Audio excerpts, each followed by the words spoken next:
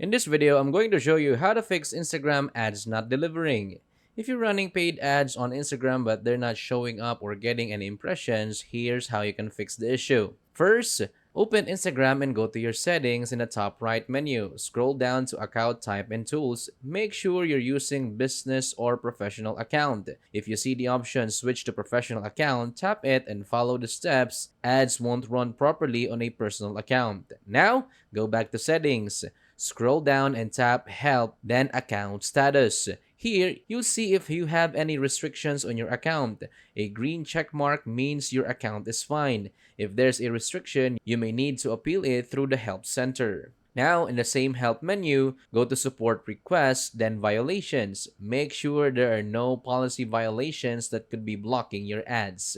And lastly, if everything looks fine but your ads still aren't delivering, go back to Help in Settings. Then tap Report a Problem. Select Don't Include and Continue. Write a message like, "Hi, my ads are not being delivered on Instagram. I don't have any violations on my account." Tap Send in the top right. Instagram support usually responds within 24 to 48 hours with further instructions. And that's it. That's how to fix Instagram ads not delivering.